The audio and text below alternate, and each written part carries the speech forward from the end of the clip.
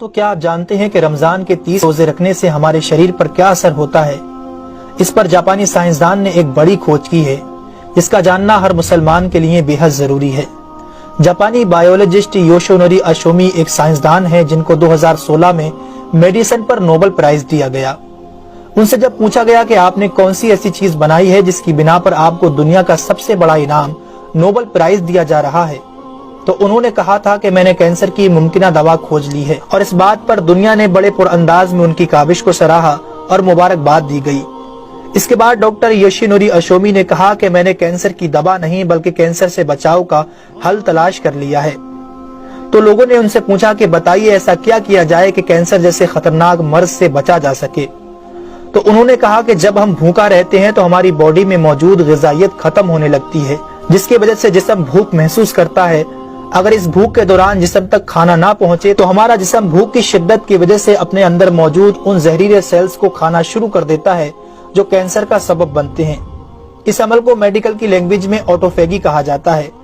اگر آپ چاہتے ہیں کہ آپ کا جسم ایسے بیمار سیل سے پاک ہو تو آپ کو بھوکا رہنا چاہیے۔ جب ایسے سیلز مرنا شروع کر دیتے ہیں تو کینسر کا پرسنٹیج کم ہو جاتا ہے۔ اس کے بعد جاپانی سائنسدان سے پوچھا گیا کہ انسان کو سال بھر میں کتنے دن بھوکا رہنا چاہیے کہ اس میں کینسر نہ پایا جائے؟ تو انہوں نے کہا کہ اگر 20 سے 25 دن کم سے کم اور 9 سے 10 گھنٹے بھوکا رہا جائے تو اس کی باڈی ایسے تمام زہریلے سیلز کو کھا جائے گی اور اس میں کینسر نہیں ہوگا۔ اے میرے پیارے رب کریم، آج ہمیں سمجھ آیا کہ مومن پر روزے کیوں فرض کیے گئے، اور آج مجھے اس احادیث پاک کی بھی سمجھ آ گئی جس میں آپ صلی اللہ علیہ وسلم نے فرمایا کہ ہر شے کی زکوٰۃ ہے اور جسم کی زکوٰۃ روزہ ہے۔ سبحان اللہ، میں قربان جاؤں ایسے سچے دین پر جس نے عبادت کے اندر بھی بیماریوں کا علاج رکھا ہے۔ دوستو، اسلام وہ دین فطرت ہے جو زندگی کے ہر شعبے میں راہ اعتدال کی تعلیم دیتا ہے۔ اس لیے آج نہ صرف مغرب میں زیادہ کھانے کو ناپسند کیا جاتا ہے بلکہ اسے انسانی صحت کے لیے بھی نقصان دہ سمجھا جاتا ہے۔ اللہ تعالیٰ نے اپنے پیارے محبوب حضرت محمد صلی اللہ علیہ وسلم پر وحی نازل فرمائی، کھاؤ پیو اور حد سے نہ بڑھو، بے شک وہ حد سے بڑھنے والوں کو پسند نہیں فرماتا۔